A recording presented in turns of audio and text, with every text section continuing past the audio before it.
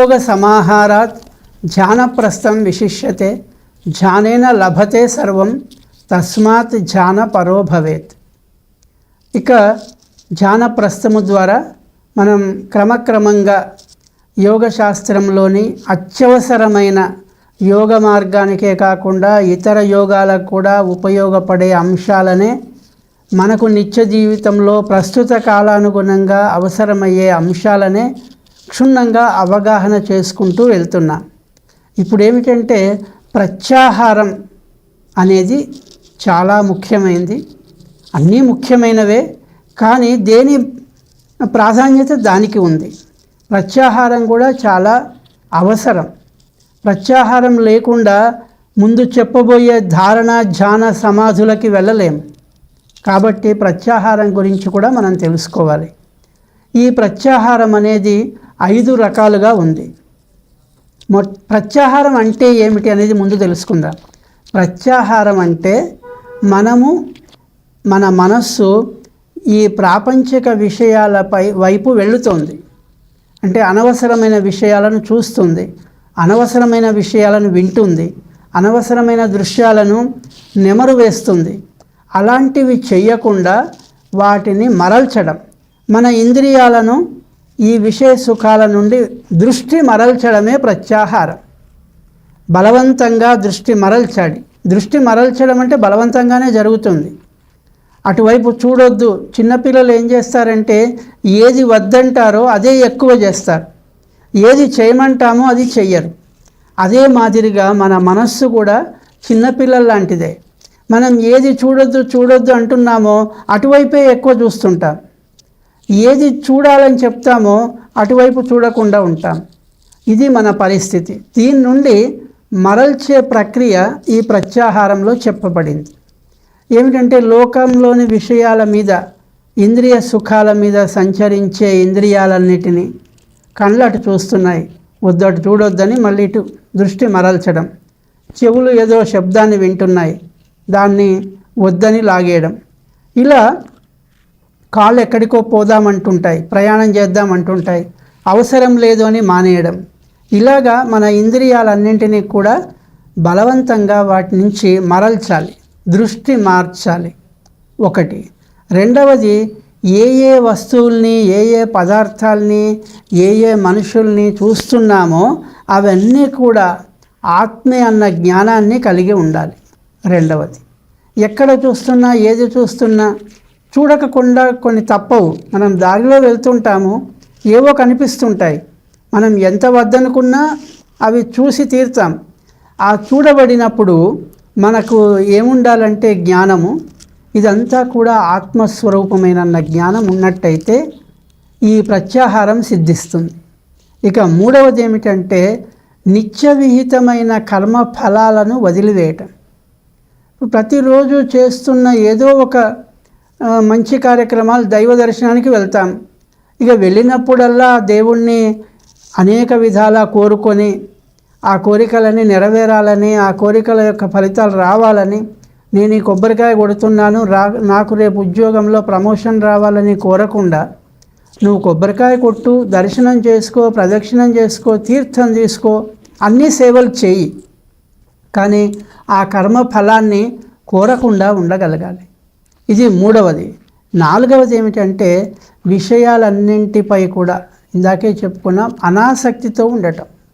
అంటే మనకి ఇప్పుడు ఈ ప్రపంచంలో కనిపించేవన్నీ ఏవేవో మనకి కొత్త కొత్త ప్రకటనలు కనిపిస్తుంటాయి, ఆడంబరాలు ఎన్నో ఉంటాయి, ఇది సుఖం ఇస్తుంది అనిపిస్తుంది. కానీ వాటి యందు అనాసక్తి కలిగి ఉండాలి. మిక్కిలి ఆసక్తితో ఉండడం, ఉత్సాహం కనబరచడం, వాటిని కొనడానికి ప్రయత్నం చేయడం, అనుభవించడానికి ప్రయత్నం చేయడం అనేది మానుకుంటే మంచిది. అంటే అనాసక్తిని పెంచుకోవాలి. నాలుగవది. ఇక ఐదవది ఏమిటంటే ప్రత్యాహార విధానం ఒకటి చెప్పారు. ఏమిటంటే మన కాలు బొటన వేలి దగ్గర నుంచి, ఫస్ట్ పాదాల యొక్క బొటన వేలు దగ్గర నుంచి మొదలు పెట్టాలి. తర్వాత ఏమొస్తుంది, చీలమండ వస్తుంది, తర్వాత పిక్కలు వస్తాయి, తరువాత మోకాళ్ళు వస్తాయి, తరువాత తొడలు ఉంటాయి, తరువాత మూత్ర విసర్జనాంగము, మల విసర్జనాంగం ఉంటుంది, దానిపైన నాభి ఉంటుంది, బొడ్డు ఉంటుంది, తర్వాత హృదయం ఉంటుంది, తరువాత కంఠకుహరం ఉంటుంది, తరువాత తాలువు ఉంటుంది. తాలువు అంటే నాలుక లోపల పైభాగంలో ఉండే కుహరం. ఇక ముక్కు, కళ్ళు, కనుబొమ్మల మధ్య, ఆ తర్వాత నుదురు, నొసలు అంటాం. ఆ తర్వాత శిఖ, మూర్ధం అంటారు, అంటే తలపై మధ్య భాగం. ఈ అంటే కాలి బొటన ఆపాద మస్తకం అని పేరు.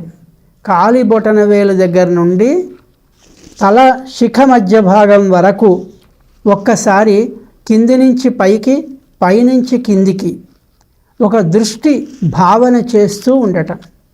ఉదయం ఒకసారి, సాయంత్రం మన శరీరాన్నే మనము ఆరోహణ అవరోహణ క్రమంలో ప్రత్యాహారం చేయటం, అంటే వదిలివేయటం, అంటే దృష్టి పెట్టటము, మరల్చటం.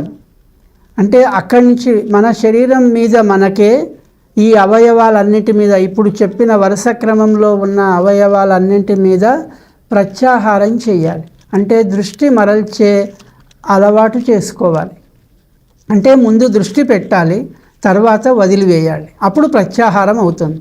అంటే దృష్టి పెట్టకుండా మరల్చడం ఎలా జరుగుతుంది? జరగడానికి ఉండదు. కాబట్టి మొదలు దాని మీద ధారణ, తరువాత వదిలివేయటం, విసర్జనం. ఆ విధంగా ఈ ప్రత్యాహార ప్రక్రియను ఈ 5 విధాలుగా చేయవలసి ఉంటుంది. ఇది చాలా ప్రధానమైంది. అంటే యమనియమాసన ప్రాణాయామ ప్రత్యాహారమని ఏ విధంగా చెప్పారు అష్టాంగ యోగంలో, ఇప్పుడు ఇది 5వది. ఈ 5వదైన ప్రత్యాహారాన్ని మనం తప్పనిసరిగా మనం దీన్ని సాధన చేస్తే, అనుభవంలోకి తెచ్చుకుంటే మనం ధారణా యోగంలోకి వెళ్తాం. ధారణ, ధ్యానము, సమాధి అని ఈ 3 కలిపితేనే మొత్తం 8 అయినాయి, అష్టాంగ యోగం అయింది. ఇప్పుడు 5వ ప్రత్యాహారంలో మనం ఆ ప్రత్యాహార విధానాన్ని తెలుసుకున్నాం. దీన్ని మనం ప్రతినిత్యం యథాశక్తి, దీనికి పెద్ద అనుభవజ్ఞులైన గురువులు కావాల్సిన అవసరం లేదు, తర్వాత మనకు ఎవరి సమక్షంలోనైనా చేయవలసిన అవసరం లేదు. మనకు మనమే ఈ 5 అంశాలని అలవాటు చేసుకోవడం, అంటే ఆచరించే ప్రయత్నం చేయటం, అభ్యాసం చేయటం. ఈ అభ్యాసం పూర్తయిన తర్వాత కానీ మనం ధారణకు యోగ్యత వస్తుంది. ఆ ధారణా యోగమే ధ్యానానికి మూలం అవుతుంది. కనుక మనం తరువాత చెప్పబోయేవన్నీ కూడా ఆ ధారణా యోగము, ధ్యాన మూలమే చెప్పబడుతుంది. అంటే ధారణ అనేది సిద్ధించే వరకు. అందుకోసం ఆ ధారణకి మనం యోగ్యత రావాలంటే ఈ ప్రత్యాహారం సాధింపబడాలి. ఈ ప్రత్యాహారంలో చెప్పబడిన ఈ 5 అంశాలని బాగా గుర్తుపెట్టుకొని ప్రతినిత్యం కూడా ఉదయం ఒకసారి, సాయంత్రం ఒకసారి మన శరీరంపై ధ్యాస ఉంచి దాన్ని వదిలివేయడానికి ప్రయత్నం చేయడం. ఆ తరువాత విషయాలన్నింటినీ కూడా అనాసక్తితో చూడటం, ఆసక్తి లేకుండా ఉండటం. ఇవన్నీ కూడా మనం నిత్యంలో అనుభవిస్తున్నవే, కాకపోతే కొంచెం తెలిసి మార్పు చేయటం. కొన్ని ఏవగింపుతో అసహ్యించుకుంటాం, కొన్ని అవతలివాడు నష్టపోతే అది చూసి మనం నేర్చుకొని గుణపాఠమై దాని యందు ఆసక్తి లేకుండా చేసుకుంటాం. కొన్ని ప్రమాదం జరిగితే అంటే భయం చేత అనాసక్తిని పెంచుకుంటాం. ఇలా కొన్ని చేస్తూనే ఉన్నాం, కాకపోతే మనకు అవసరమైన విషయాలను మాత్రమే తీసుకొని అనవసరమైన విషయాల యందు అనాసక్తిని కలిగి ఉండడం అనేది చాలా ప్రధానమైన అంశం ప్రత్యాహారంలో. అలాంటి ప్రత్యాహారాన్ని మనం సాధన చేస్తే మనకు క్రమంగా ధారణా యోగ్యత వస్తుంది. అంటే ఇదంతా మానసికానికి సంబంధించిన అంశమే. అంటే ఇక్కడ శరీరంతో వాస్తవానికి ఈ ప్రత్యాహారానికి సంబంధమే లేదు. అంటే శరీరం, మనస్సుతోనే ఈ పనంతా జరుగుతూ ఉంది, మానసికంగానే ఈ పనంతా చేస్తాం. శరీరంతో చేయవలసిన పని ఏమీ ఉండదు. కాకపోతే శరీరం ఉంటేనే మనస్సు ఉంటుంది కాబట్టి శరీరం కూడా అవసరమే సాధనకు. మనస్సు ఎంత ముఖ్యమో శరీరం అంతే ముఖ్యం. మనస్సు శరీరం ఉన్నంతసేపే ఉంటుంది, శరీరం లేకపోతే మనస్సు ఉండదు. కాబట్టి ఈ శరీరంలో మనస్సు ఉన్నంత సమయంలోనే మనం ఈ సాధనలన్నీ పూర్తి చేసి మనకు అత్యంత పరమ లక్ష్యమైన, జీవిత లక్ష్యమైన శాశ్వతానందాన్ని మనం పొందవలసి ఉంది. ఆశ్రిత జనాః ఆనందినో భవంతు.